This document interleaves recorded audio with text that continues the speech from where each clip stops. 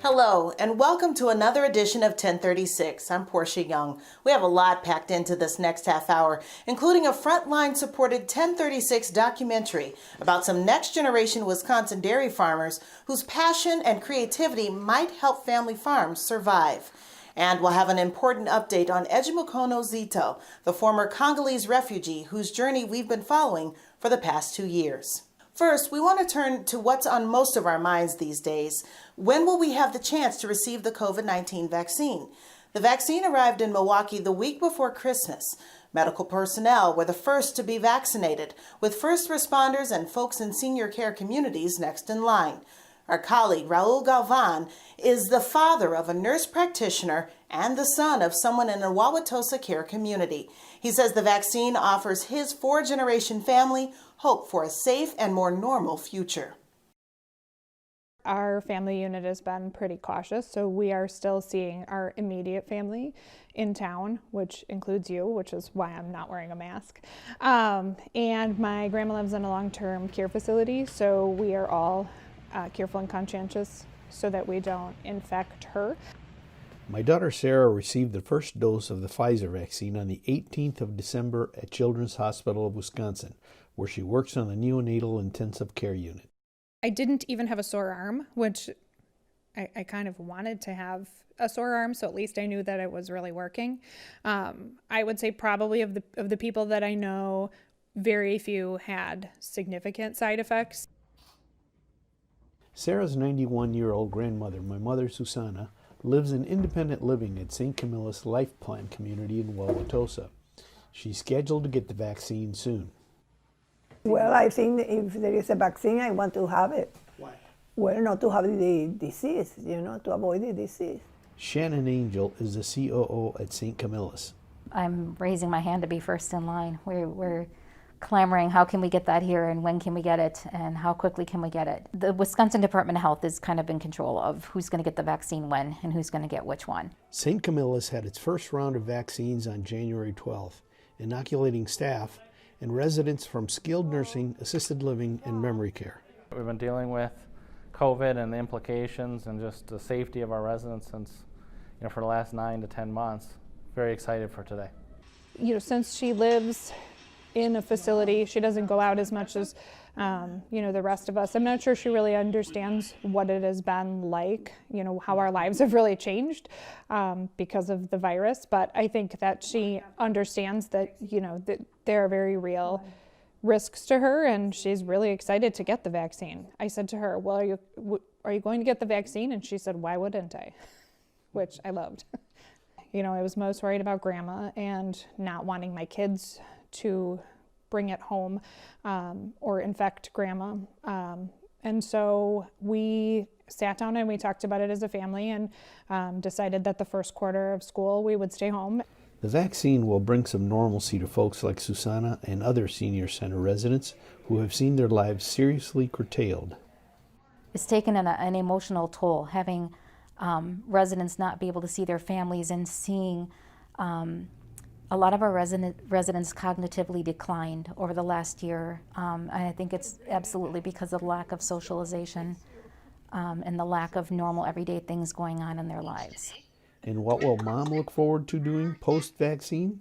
I want to go to the movies and I want to go to the store without the worry of getting the coronavirus. And I can go to see Matilda. Matilda is Susanna's newest great-granddaughter. Many families are looking forward to a healthier and safer time. How the vaccine is distributed and to whom remains a very fluid situation. For the very latest on how this all is impacting our lives and the latest on administering the vaccine, please watch The Vaccine, a Milwaukee PBS special on February 4th at 7 p.m. I will be joined by Earl Arms from Black Nouveau and Patricia Gomez from Adelante for the 1-hour live special. That's February 4th at 7 p.m. We recently brought you the story of Loyal, a small Wisconsin dairy town, and how small businesses and farmers there struggled to survive during the onset of the pandemic. In recent months, 1036 producers, along with our partners at the Milwaukee Journal-Sentinel, looked back at Loyal to examine the future of dairy farming. They found some next-generation farmers who just might help save America's Dairyland.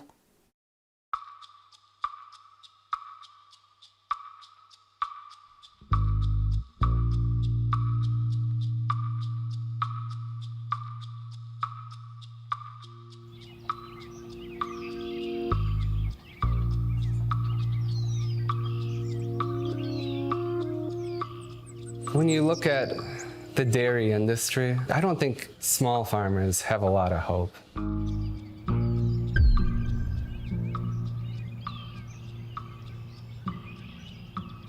It's been in the family. It's in our blood. You don't want to be that one that it just ends at you, because then you feel like it's on you the rest of your life.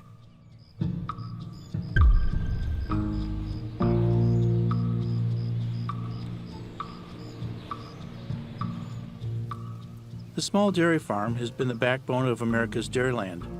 I'm Milwaukee Journal-Sentinel reporter Rick Barrett, and I've been covering the dairy industry for years. Thousands of those family farms have been sold or forced out of business because of low milk prices, labor challenges, and new competition like non-dairy beverages. The future of dairy farming is being passed from one generation to another in places like Clark County, Wisconsin. How will the next generation of dairy farmers survive and succeed? I visited 3 families to find out.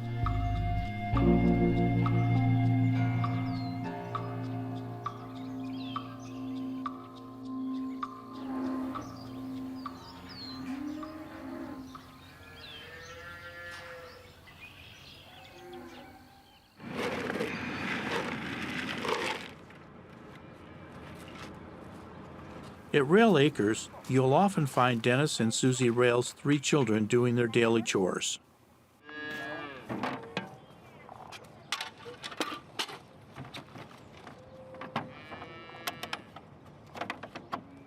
What do you want for your kids? Do you want them to be the next generation on the farm? Oh, I think so. Yeah. I think so. As long as you embrace the change. The Rail kids would be 4th-generation dairy farmers if they continue the family business. Younger minds could help save America's Dairyland, says global futurist Jack Aldridge, who I invited to join me at the Rail farm. If you want to survive in the future, you have to have a beginner's mind. Having a beginner's mind when you're 40 or 50, it's hard to go back. So if you're blessed with children, they are inherently curious. One of the changes that I think both you, Susie, and Dennis, you're going to have to be open to is learning from your children. The world is changing so fast, and be open to their ideas. And I think there's going to be so much change in the next decade, and children are just more exposed to some of the technological change, especially at the digital level, that you have to be willing to listen to younger people. Do you think you'll be a farmer someday? Probably. Why is that? I don't know. I was in the barn since I was 3. Okay. And Catherine, what about you? I'm more in between both of them. I want to be an interior decorator and help Jackson on the farm. I do think we have to change for our children to want to continue. I think probably one of the things that we're looking at very hard is the robotic milking. That would be, I think, our biggest challenge on the farm, other than financial, is hired help. It's getting people here. It's really tough. It's tough.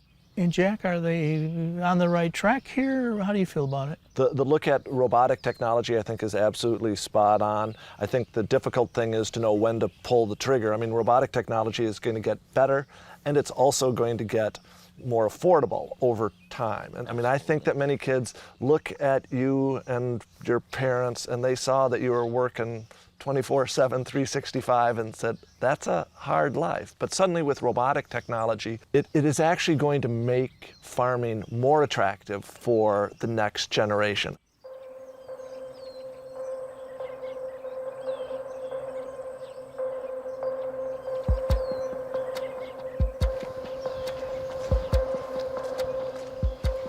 I've been doing it since I was, when I was a little kid. I think I have a photo right here of, me helping my dad. And so I've been doing it forever, but, I still learn things every day. Next generation dairy farmer Max Malm uses technology to succeed.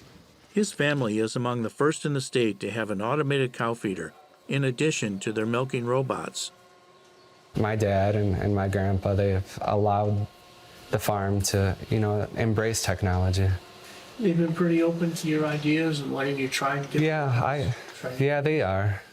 I have to convince them, but I think they trust me, and we've done a lot of things that I wanted to do, and sometimes, it hasn't worked out, but I think overall, they listen to me, and we work well together.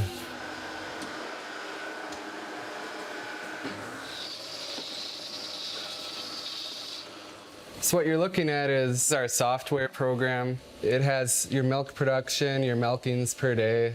If you want to save labor, you want the cows to do everything on their own. You want them to get milked, you want them to eat, and you want them to be healthy. And how much would it cost for someone like to put in robots? Well, one robot, I think they're anywhere from $200,000 to $250,000 per robot, and then you have to build the barn around it. Wow. So yeah, you're looking at, for a 2-robot barn, easily $1 million. And, it's an investment it's a long-term investment, and, you just have to believe and want to do that the rest of your life. It's like buying a house, you're kind of stuck with it. Yeah.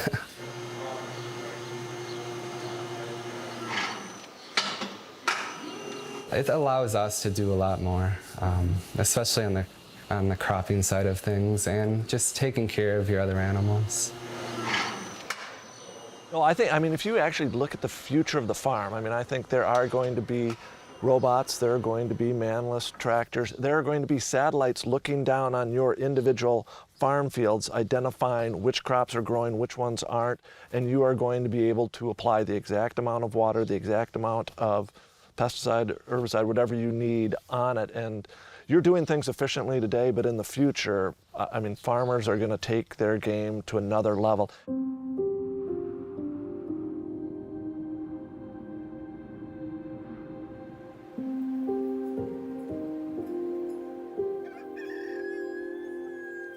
Most small dairy farmers are like brothers Chris and Robin Reith, who say high-end technology is just not feasible right now. It's like a roller coaster, like I said, you got your good years, you're making extra money, you're paying bills off or, upgrading stuff, but then you got your down times, and it's just like, okay, you just kind of got to be careful financially, what you spend and,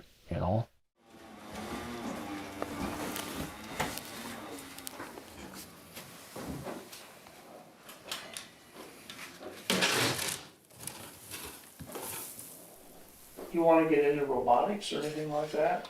Milking?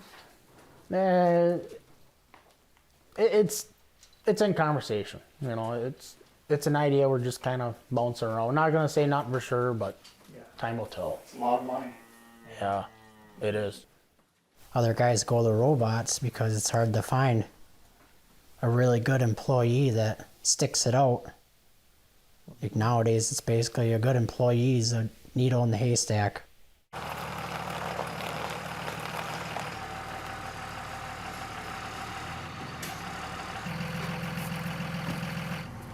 So what do you like about it? Chris, what is it about farming that you really enjoy?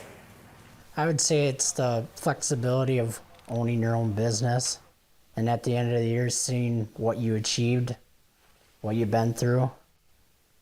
I don't know, farming is one thing, not everybody can do it. You really got to enjoy it to be doing it, because it's a 24/7 job. And, I like farming. Grew up with it, and it's a rewarding life, but it can be a challenge too, Some days are better than others. Yeah. You got to be there, You can't shut cows down.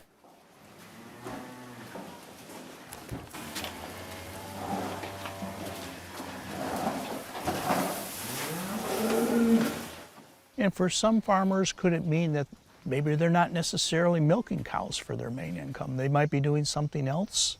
I think that is true. I think they're going to have to look at diversifying. I think that there is going to be the opportunity for dairy and cheese. But some innovative farmers, in the off-season are growing hazelnuts. They're doing other things. What else could you be doing with the land? I think the advances in renewable energy are going to become astounding. So there's still a lot of open space here, solar panels, wind turbines, producing some energy.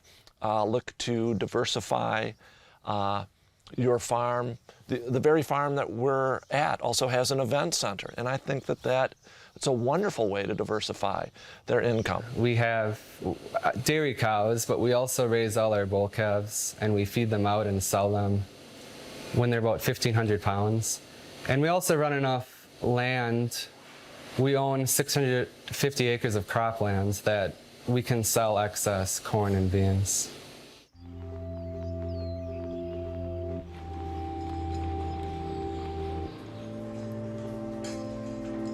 For generations, Wisconsin has been America's Dairyland, helping to feed the world. But struggles remain.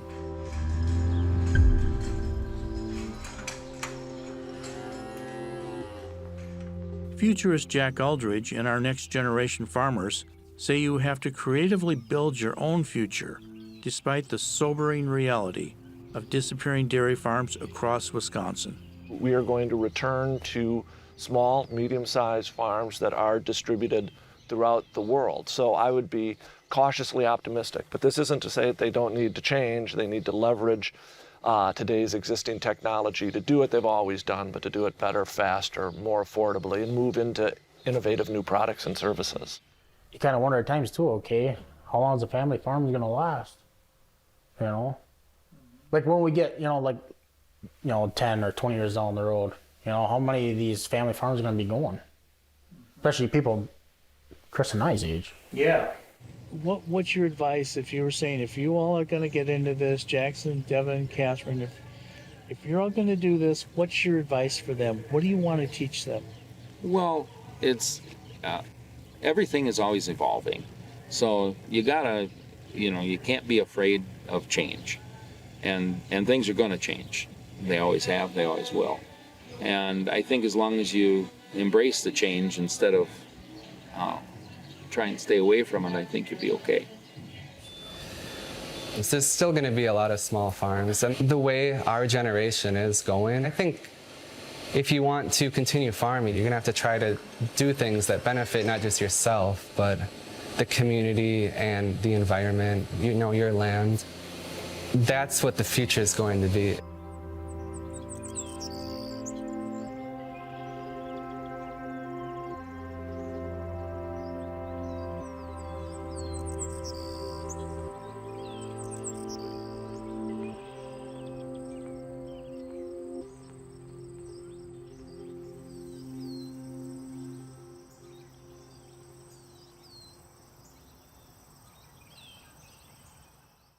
Please check out MilwaukeePBS.org/dairy to read reporter Rick Barrett's story on the future of Wisconsin's dairy industry. Many of you told us you've been touched by the story of Edumakono Zetho, a former Congolese refugee who's been the focus of our documentary, A Hope for Tomorrow. As you may recall, before settling in Milwaukee and becoming a U.S. citizen, he lived in a refugee camp after escaping unimaginable violence in the Congo as a young boy.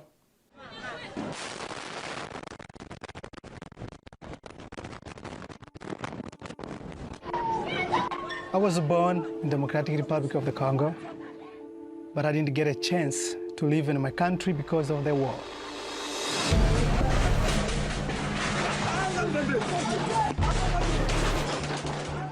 My mom was a victim of sex harassment and sex abuse in front of my eyes, which is something that I take painful in my life that I don't know how I can take it out.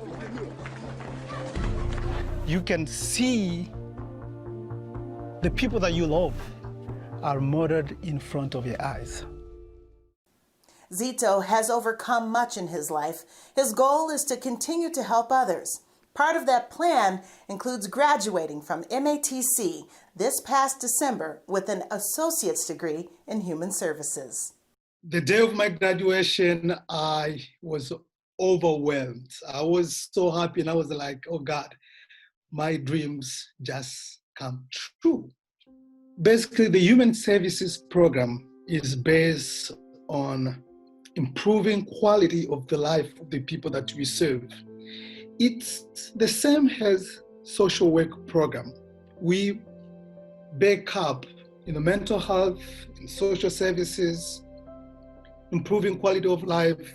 So it's a social work in general. Case management is one of the goals of this program. And counseling is one of the things that we base on, how we can help people to overcome from stress, and how we can help individuals and families who goes through a hard time, such as mental health, drug abuse, even financial stuff. So in human services, we learn all the services that we have in our state and around the United States, and how we can help individuals and families to navigate in all those programs that we have. It was not easy. I really appreciate my wife for the support, my mama, my friends. So everyone was pushing me like, you can do it. The only thing you have to do is trusting in God. And one of the quotes that I love to use all the time is Malcolm X. He said, education is the passport for the future, for tomorrow belongs to those who prepare for it today. So when you believed in education, you can do anything in the United States.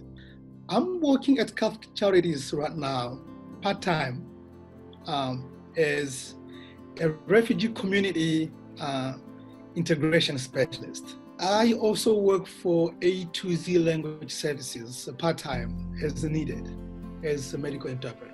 We have many people in our communities, they don't speak English. So they have trouble to get a service wherever they go in a hospital. So as soon as I moved in the United States, with the help of United Methodist Church, I've been taking some classes, and I was appointed as the associate pastor, the local pastor of the African ministry. So I'm a busy guy. My main goal is to get a bachelor degree, and my plan for 2021 is to join the Department of Education Policy and Community Studies at UWM. Based on where I came from and the life in the Democratic Republic of Congo, they don't really have a mental health facility. So I believe if I can join this program, I can learn, I can get enough tools to go back in the refugee camp where I came from, Nyarugusu, as well as Congo, to help other children to overcome what we call PTSD. I have to go back to help others. There is thousands of refugees who are widows and orphans in the refugee camp who need to overcome stress, and they don't know how. So they need someone to help them. And I believe I'm that person, according to the call that I feel I have, to go back in Congo, to go back in the refugee camp to help other victims. People have to understand this. The United States of America is the only country on earth where refugees, sons of refugees, daughters of refugees, and immigrants, with hard work, they can live the American dreams.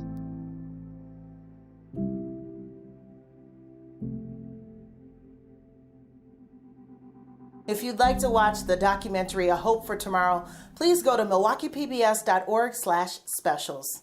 That'll do it for this edition of 1036. Remember to check us out on Facebook and online at milwaukeepbs.org. We leave you with a look from above, the prep work for the ice castles in Lake Geneva, which is now open to the public. See you next time.